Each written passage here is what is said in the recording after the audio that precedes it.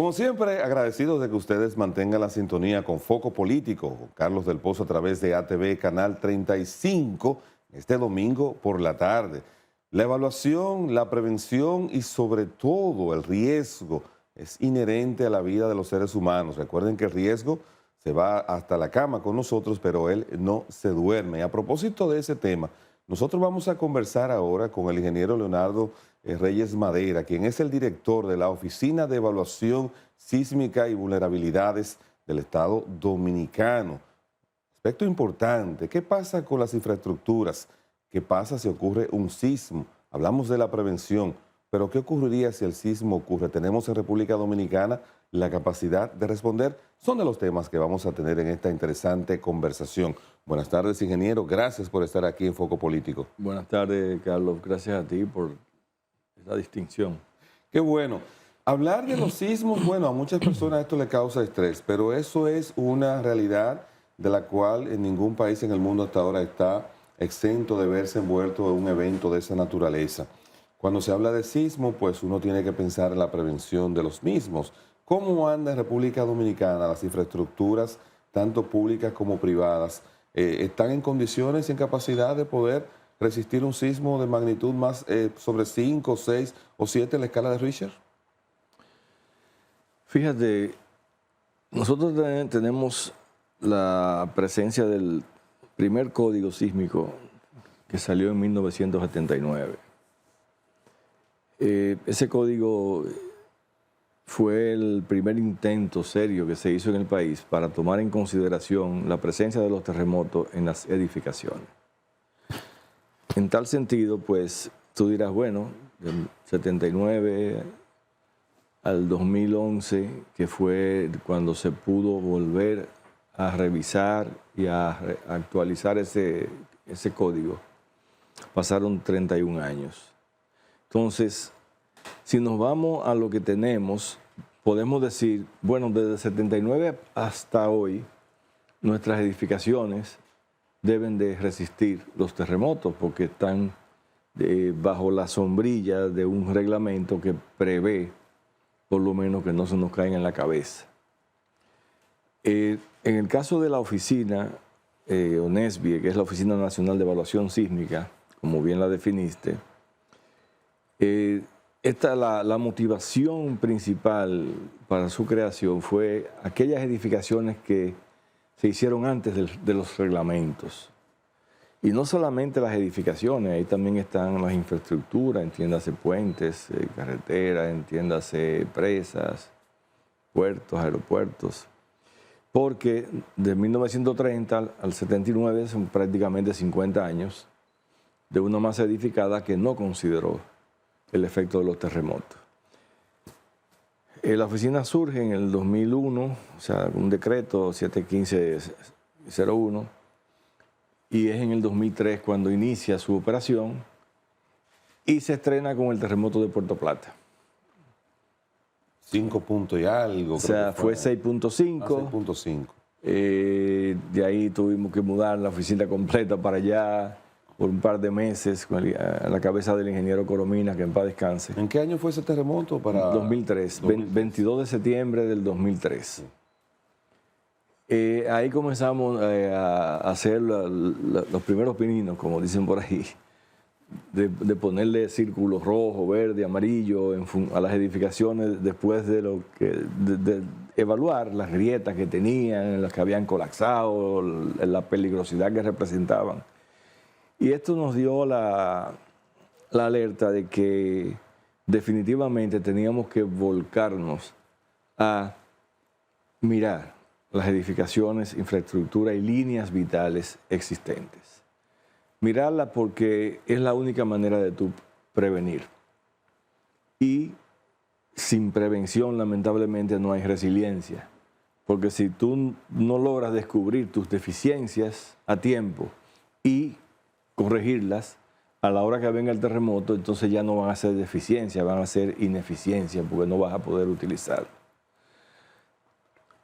Concomitantemente con esto, se han desarrollado varios programas.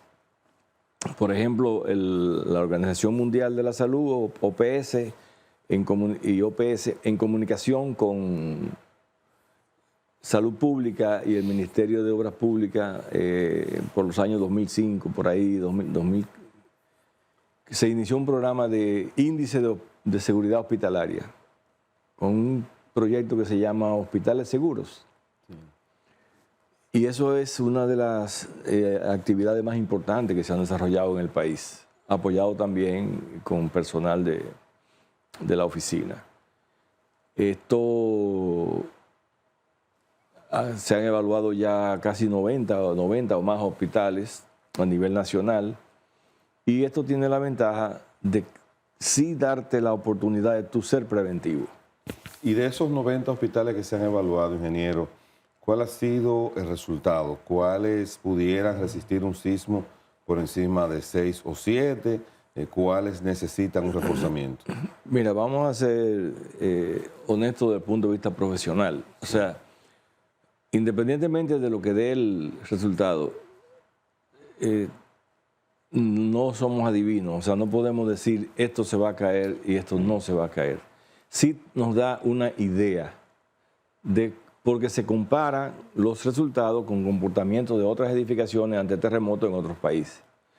Pero en aquel momento, el 70% de nuestras edificaciones hospitalarias no iba a estar disponible si sucediese el terremoto que estamos esperando, no necesariamente porque van a colapsar, sino porque la parte no estructural, o sea, aquellos elementos que no son los que sostienen, pero son los que decoran los hospitales, pueden colapsar, o sencillamente porque la parte funcional no está trabajando, porque la planta no va a funcionar, porque no tenemos el gasoil, no tenemos el combustible. Y lo importante de ese programa es que se le entregaba tanto al Ministerio de Salud como a todos los directores de los hospitales un resumen detallado de las partes que había que tomar en cuenta. O sea, de las vulnerabilidades que usted había. Claro, en los tres aspectos, estructural, no estructural y funcional.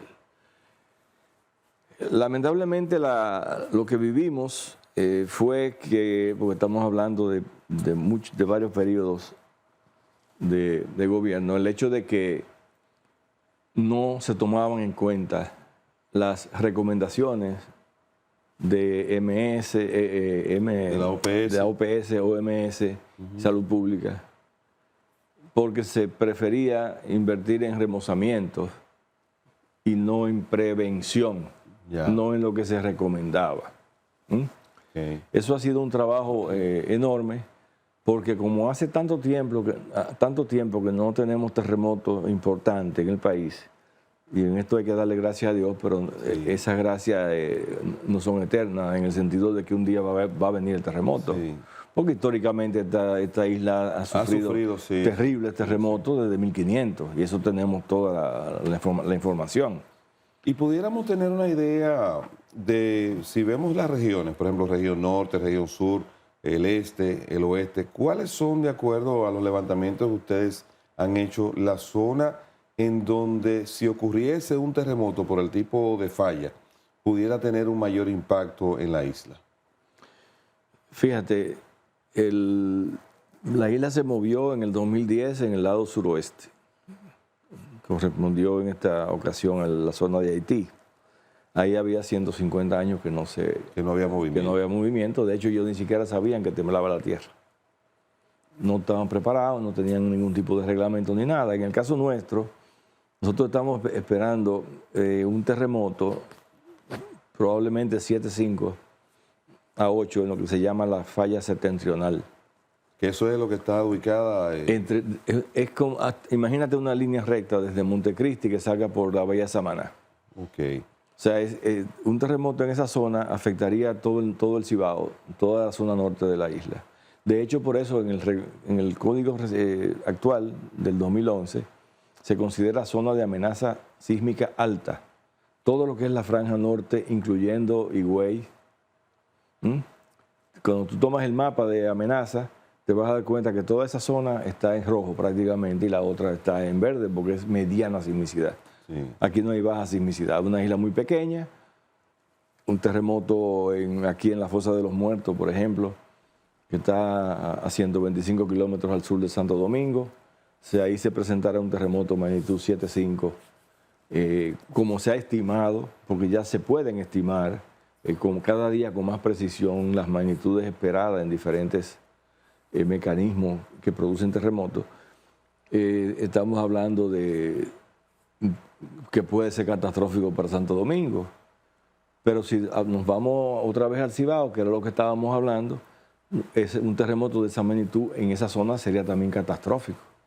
Y en ese sentido, porque sí he escuchado que se está a la espera de que pudiera ocurrir eso en cualquier momento, ¿cómo andamos entonces en cuanto a la capacidad de respuesta ante un impacto de esa naturaleza? Porque se pudieran afectar las infraestructuras viales, se pudieran afectar, por ejemplo, puentes, carreteras, elevados que hay a lo largo y ancho, sobre todo entre Santiago y Montecristi. ¿Cómo anda la capacidad de respuesta del país? Mira, la capacidad de respuesta es una pregunta que yo no te puedo responder con la suficiente peso, porque nosotros no manejamos eso. Okay. Nosotros lo que manejamos es prevención. Sí te podemos decir que a raíz de la desgracia que sucedió en el paso a desnivel de la 27 con Máximo Gómez en noviembre pasado, el señor presidente creó una comisión. Okay. Una comisión para estudiar específicamente esos problemas neurálgicos que tú mencionas. O sea, infraestructuras viales, ahí incluimos puentes, sí, todo tipo de problemática a nivel de puentes, presas, todo lo que sea infraestructura y líneas vitales en ese orden. Y al día de hoy ya esa comisión ha producido más de 200 evaluaciones de puentes que se han ido enviando al señor presidente para que él, cuando lo considere, lo tramite a las instituciones correspondientes. Partiendo de los años que tiene, por ejemplo, Montecristi, Santiago, el Cibao, de su conformación, ¿verdad? Que vienen desde, bueno, cientos de años atrás. Sí. Hay construcciones también que tienen ya un proceso de vigencia también bastante antiguo. Claro. Entonces, ¿se han logrado identificar zonas vulnerables dentro de esas estructuras?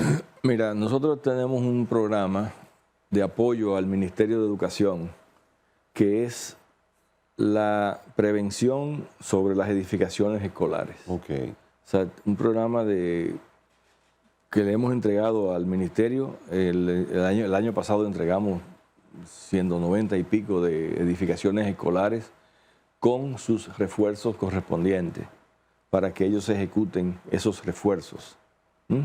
Sabiendo que nuestra oficina tiene el compromiso de acompañarlos en la supervisión para que eso quede como nosotros entendemos que debe quedar.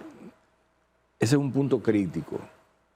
Ya el ministerio comenzó a sacar los sorteos, o sea, las licitaciones, okay, perdón, de esos lotes. Para reforzar las escuelas existentes, okay, porque tenemos la mayor cantidad de la población durante el día, que son los niños y nuestros jóvenes, más los profesores, en esas escuelas que sabemos que, por la experiencia de Puerto Plata, son altamente susceptibles.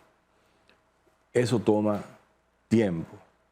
En el caso mío particular, yo vivo diciendo aún tenemos tiempo, pero el tiempo se te acaba. O sea, tú sabes que tienes tiempo, pero tienes que moverte. Tienes que ser ágil. Sí, porque tampoco sabes en qué momento. Pues no sabemos. Claro. Pero si tú logras arreglar 10, 20, 40 edificios de esos, 100 edificios, y cuando tú vienes a ver, viene el terremoto y no le pasó nada, o si le pasa algo, porque son edificaciones, como tú muy bien decías, son muy viejas y construidas sin ningún tipo de código sísmico, si esas edificaciones se logran salvar los niños y los profesores que están ahí, hemos logrado mucho. Se logró bastante, sí. Se lograría bastante. No podemos hacer ¿cómo se dice? Todas las escuelas otra vez nuevas, pero sí podemos nosotros dos cosas: reforzar las que sabemos que son débiles, y segundo, no darnos el lujo de construir una escuela nueva que no sea capaz de sobrevivir a un terremoto para salvaguardar la vida de los niños y los profesores que la utilizan. Usted ha hecho un aporte interesante y es bueno que la gente eso de alguna manera también lo pueda asimilar y manejar. Lo fundamental en primera fase es salvar la vida de la gente. Lo ideal sería que no se cayera la infraestructura, pero en caso de que cayera, que les permitiera a la gente salvarse. Si eso se logra, pues hay un paso de avance importante. Claro. Si no se siguen construyendo ni escuelas ni infraestructuras, tampoco fuera de los códigos sísmicos, también eso es otro aporte. Mire, hay una obra que tiene un gran impacto para la región del Cibao, que hemos visto cuando tenemos situaciones de huracanes, por ejemplo, que se ve la necesidad de abrir la compuerta de la presa de Taveras para evitar de que por la presión del agua pueda colapsar. Esa infraestructura que fue construida ya hace unos años en el gobierno del doctor Joaquín Balaguer, ¿ustedes le han hecho algunas evaluaciones y si se la han hecho, en qué condiciones ustedes entienden que está esa infraestructura? Mira, nosotros no hemos hecho una evaluación de actualización de la información de diseño. Sí hay un programa con apoyo internacional donde estamos llegando a un acuerdo de colaboración para evaluar las diferentes presas, sobre todo aquellas que como Taveras están arriba de una falla, que es la falla de Taveras. Definitivamente yo no me imagino el colapso de una presa, porque si con ese mal uso que se le dio, ese mal manejo que se le dio en aquel momento, sí, tuvimos daños hasta Montecristi. Sí, sí, claro. Yo no quisiera ver ese escenario, pero ya hay metodología, ya hemos avanzado mucho, o sea, ya hay procedimientos para tú poder evaluar, ver qué factor de seguridad representa una presa para tú saber si podemos estar tranquilos o hay que hacerle algún tipo de refuerzo para que eso no pase. Entonces, ¿qué pasa con la oficina? Nosotros estamos fortaleciendo a través de ONESBIE lo que se llama Mesa Sísmica. Mesa Sísmica es un grupo de instituciones que comenzó originalmente solamente con el sismológico de la UAS, con Sodosísmica, con Sodogeo, o sea, con aquellas instituciones, el Loyola, que tenía que ver con la actividad de los terremotos. Sin embargo, el año pasado tuvimos la oportunidad de iniciar un programa con Japón a través de su agencia de cooperación japonesa, JICA, y nos dimos cuenta e hicimos el compromiso de fortalecer eso y ampliarlo a todo el sector nacional. Entiéndase, ahí están todas las oficinas del Estado, ahí están todas las universidades y todas las instituciones privadas que tienen que ver con el desenvolvimiento diario de nuestro país. ¿Por qué? Porque un terremoto no solamente afecta a la gente que tiene idea de lo que es un terremoto, eso es a cualquiera. Así es. Es a todos los aspectos. Entonces, eso nos ha dado la oportunidad de ampliar ese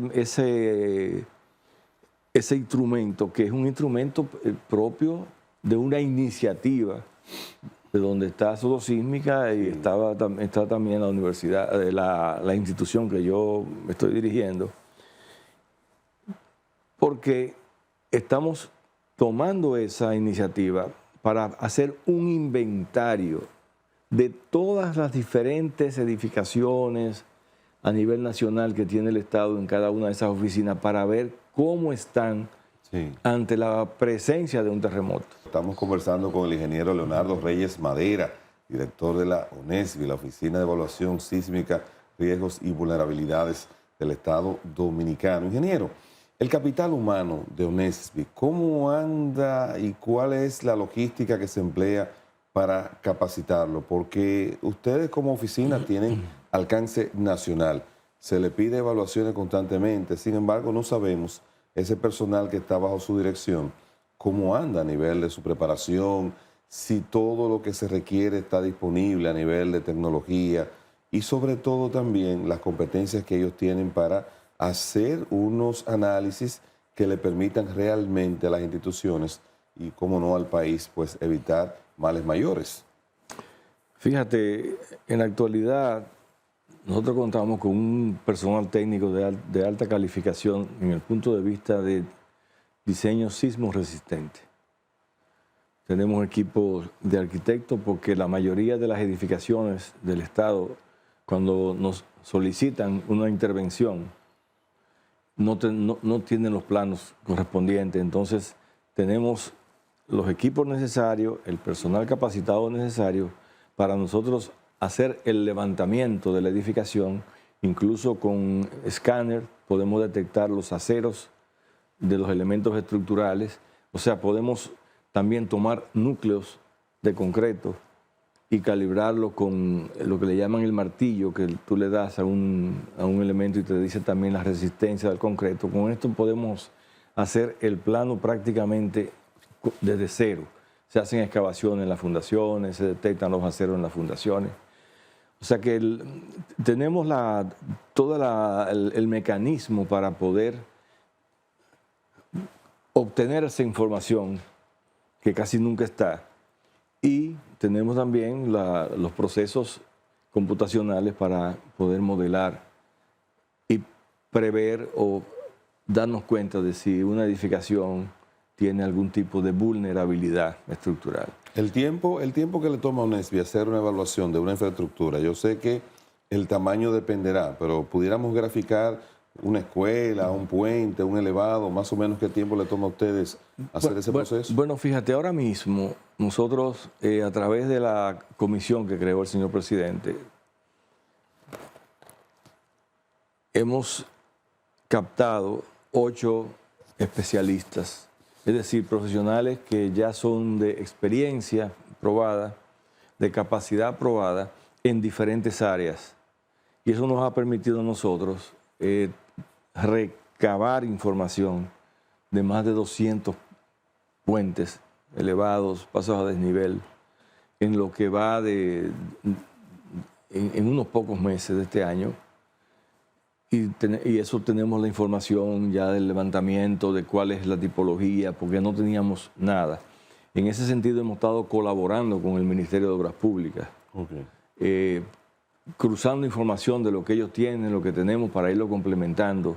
Se ha creado incluso ya una guía, así como tenemos para los edificios, una guía visual, donde ya tú vas y vas chequeando cada uno de los elementos que constituyen ese puente, y te va a dar un valor que nos sirve para priorizar la necesidad de intervención en función de cuáles sean sus condiciones actuales. Entonces, definitivamente, la creación de la comisión, que tiene un tiempo definido, nos ha servido a nosotros como dirección ejecutiva de la comisión, que es el caso de UNESBI, fortalecer aún más las capacidades en la institución. Eso es muy buena noticia para el país, porque nos abre ya el campo de presas, de muelles, puertos, aeropuertos, acueductos, torres eléctricas. O sea, ya tenemos un buen grupo de profesionales fortaleciendo la institución, que mañana, Dios no lo quiera, desaparece la comisión, pero sabemos que es un tiempo definido. Ese equipo puede seguir fortaleciendo la institución en beneficio del país, porque yo creo que necesitamos adelantarnos antes de que llegue el terremoto. Ese aún tenemos tiempo, el tiempo se acaba. Y lo único que no se recupera es el tiempo. Así es. Pero, y ahí mismo, ingeniero, para aprovechar eso que usted acaba de decir del tiempo y la evaluación de las infraestructuras, ¿cómo anda la calidad de la construcción del sector privado versus la calidad de la construcción del sector público, tomando como referencia esas evaluaciones que ustedes hacen? ¿Dónde tienen que hacer mayores recomendaciones? ¿A la del sector privado o a la del sector público? Mira, normalmente las edificaciones públicas, salvo las más recientes, fueron construidas en la época de Trujillo. Y eso era concreto armado. Fíjate que cuando hay un terremoto, pues generalmente las edificaciones menores, entiendas escuelas, hospitales, son las que más sufren, las construcciones informales también. Y hay un sector privado que ha desarrollado el país y lo ha desarrollado sobre la base de los códigos, porque este país se ha desarrollado en los últimos 20 años. Así es.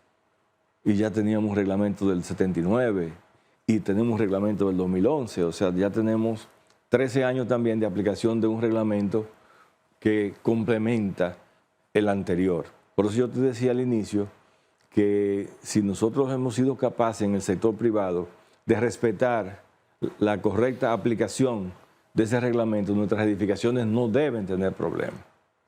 Sabemos que siempre hay edificaciones que tienen problemas en los terremotos, porque yo digo que hay un terremoto para cada edificación. Hay edificaciones que los libros decían que tenían que caerse, por ejemplo, en lo que pasó en Haití, y estaban ahí. Y hay otras que decían que no debía pasarle nada y colapsaron. Por eso es que en esta área hay dos conceptos fundamentales que no podemos perder de vista. Uno se llama ser humilde y otro ser abierto. Ser humilde porque los códigos cambian. Cada vez que hay un terremoto hay que estar ajustando los códigos. Sí, sí. Sea porque quisimos violarlo, sea porque lo hicimos bien y no funcionó, sea porque por cualquier razón, porque la calidad de los materiales no era el que se previó. O sea, hay infinitas razones por las que las cosas pueden que funcionen y pueden que no funcionen. Ahora, sí sabemos que si aplicamos el código correctamente, nuestras edificaciones van a sobrevivir al terremoto. Y eso es lo que se va a probar ahora. Cuando venga el próximo terremoto, vamos a probar quién lo hizo bien, quién lo respetó y quién no lo respetó. Desafíos que tiene UNESBI, temas que tienen pendientes, expectativas, cómo está el apoyo a nivel de presupuesto, qué necesita UNESBI para seguir fortaleciéndose. Mira, yo diría que el desafío de UNESBI, aunque se supone que es una oficina hecha para remendar, por así decirlo, el lenguaje llano, todas nuestras edificaciones o todas nuestras deficiencias en edificaciones, infraestructuras y líneas vitales, hasta decir, bueno, ya estamos bien, porque ya de ahí en adelante estamos construyendo todas estas cosas de una manera bien para que puedan sobrevivir los terremotos. Ese es el gran desafío. O sea, caerle de atrás a todas las cosas que hemos hecho, que podemos detectar visualmente sus vulnerabilidades y luego comprobarlas a nivel analítico para ver si es verdad y proponer soluciones. Ese sería el desafío más importante que tenemos, porque eso es la prevención. Y eso es lo que nos va a garantizar el uso de todas nuestras infraestructuras y edificaciones y líneas vitales después del terremoto. El foco político se dirige ahora a una zona de la capital que me gustaría que usted compartiera su opinión, si han hecho evaluaciones, cómo andamos, porque hablamos de edificaciones de muchos años. Ahí tenemos edificaciones que tienen más de 500 años. La zona colonial. Sí. ¿Qué aspectos, qué elementos han identificado ustedes de alto riesgo, sobre todo en esas construcciones coloniales, específicamente la catedral, por ejemplo? ¿Cómo andamos ahí? Bueno, yo tengo entendido que a raíz del terremoto que hubo en el 71, la catedral sufrió y fue reforzada. Sí. Eso lo tenemos entendido. Ahora bien, para esta nueva intervención que se está haciendo en la zona colonial, a través del BID, la oficina hizo la evaluación de 520 edificaciones de la zona, y no solamente que hizo, sino que hizo el diagnóstico de cada una de ellas, y tuvimos la oportunidad, por primera vez, de poder entrar y hacer el levantamiento físico. Entonces eso se entregó al BID y al Ministerio de Turismo, que fue quien coordinó nuestra participación. Dos volúmenes, un volumen de diagnóstico y un volumen con todos los planos de las edificaciones que no teníamos. Y ahí está, al día de hoy, cómo está eso. Volvemos a lo que te decía hace un rato. Hasta ahí llega el trabajo nuestro. Ya las intervenciones es responsabilidad del responsable de esa área.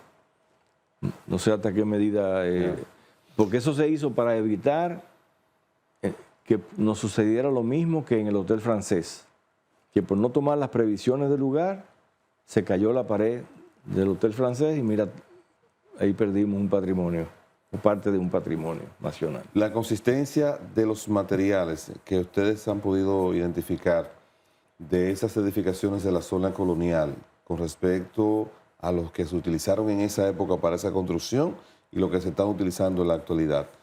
¿Por qué esos materiales han podido resistir a través del tiempo, la inclemencia del tiempo y de alguna manera también los efectos sísmicos que han ocurrido en la isla, sobre todo en la capital, que aunque no han sido sismos de grandes magnitudes, pero sí han estado siempre presentes? Fíjate, hay dos aspectos fundamentales. En su mayoría no son edificaciones altas. Ok. Y segundo, el espesor de los muros es extremadamente distinto a lo que estamos usando hoy. Hoy tenemos un bloque de 20 centímetros, vete a medir un muro de la catedral que tiene más de 1 metro de ancho. Sí, eso entonces... Y entonces esa tipología, esa forma de un edificio, una edificación de 1 piso, 2 pisos, no más de ahí, cuando tú vienes a ver, tienes una justificación que hoy todavía a mano tú lo chequeas y te pasa. Se ha querido relacionar las condiciones de suelo con los terremotos. En el caso, por ejemplo, del terremoto del 46 hubo daños importantes aquí en Santo Domingo. En 1562, por ejemplo, hubo un terremoto en la zona norte que enterró Santiago y La Vega. Todavía están sus ruinas ahí. Sí. Y esas cosas pues han ido también llevando a cabo la inquietud de que desde aquella época se sabía que aquí hay terremotos. Y se fueron tomando medidas y medidas y medidas. Hoy tenemos una zona colonial que sí, definitivamente hay edificaciones que están muy vulnerables, pero que si se toman en cuenta y se actúa con tiempo, se pueden preservar ante el próximo terremoto. Ingeniero, aquella explosión que ocurrió, o el colapso más bien de la edificación que ocurrió en La Vega, en un centro comercial donde murieron varias personas, ¿qué se determinó de esa edificación? ¿Tenía vicios de construcción o fue un error en el aspecto de los cambios internos que se hicieron a los cimientos? Mira, esa pregunta me va a permitir a mí ponerte un ejemplo de la capacidad técnica de Onesbia. Cuando sucedió el colapso del edificio, la Procuraduría de La Vega solicitó a la oficina que hiciéramos una evaluación para averiguar qué pasó ahí. Nosotros lo primero que dijimos fue no permita que nadie mueva un clavo de ahí. Porque nosotros, como pasó reciente en San Cristóbal, también estuvieron y como pasó también en el edificio que colapsó en la zona este, hace unos años, somos magos. Desde que se cae un edificio, el multicine de Santiago también, ya al otro día está limpio el solar. Entonces la ingeniería no aprende así. Tú tienes que averiguar qué fue lo que pasó, qué fue lo que produjo eso. Bueno, pues en La Vega pudimos hacer el primer estudio dominicano forense del colapso de un edificio. Okay. Nosotros cogimos elemento por elemento, a todos los elementos se tomaron núcleos, se tomaron pruebas de los aceros, hasta llegar a la fundación. Cogimos, ya con la ayuda de los drones, pudimos tomar fotografía y vimos cómo fue que cayó el edificio. Con eso, utilizando la tecnología de los programas avanzados de cálculo, pudimos reproducir un modelo muy parecido, muy similar al que produjo el colapso, y ya sabíamos entonces a través de ese modelo cuáles fueron los elementos que pudieron haber fallado, porque se estaba interviniendo el edificio. Sí. Además que fue un edificio que no era de 4 pisos como estaba, sino que se fueron creando pisos, y cuando tú venías a ver, abajo tenían un tamaño así, y en el 4.º piso tenían un tamaño arriba del chiquito de este ancho, ¿no? Entonces, no obstante a eso, tuvimos la oportunidad de tener acceso a la licencia del programa que se utilizó para el edificio Surfside en Miami, que colapsó hace un tiempo. Sí. Y pudimos comparar resultados de ellos de ese programa con el que habíamos hecho aquí. Y se pudo detectar qué fue lo que pasó. ¿Y qué fue lo que pasó finalmente? Lo que pasó te lo tiene que decir la Procuraduría, porque eso está en juicio. Ah, está verdad, sí. Pero por eso te decía que me ibas a permitir, Sí, con sí. ese ejemplo, decirte Claro. que sí, que nosotros somos capaces de hacer trabajo serio y poder detectar qué pasa, por qué cae, por qué no cae. Y definitivamente esa es la importancia de la oficina. Qué bueno, qué bueno. Bueno, ingeniero, la verdad que estamos muy agradecidos de este contacto y esta conversación muy edificante. Vamos a seguir dándole seguimiento a los planes de ONESBI, que es esencial para la prevención y sobre todo la capacidad de respuesta que pueda tener el país ante la eventualidad que ocurra un sismo en cualquier momento. Así que gracias. Gracias a ti, Carlos, y muy agradecido de verdad de este momento y esta oportunidad. Bueno, el ingeniero Leonardo Reyes Madera ha estado con nosotros aquí en Foco Político, director del ONESBI. Ya regresamos con más contenido de Foco Político con Carlos del Pozo a través de ATV Canal 35.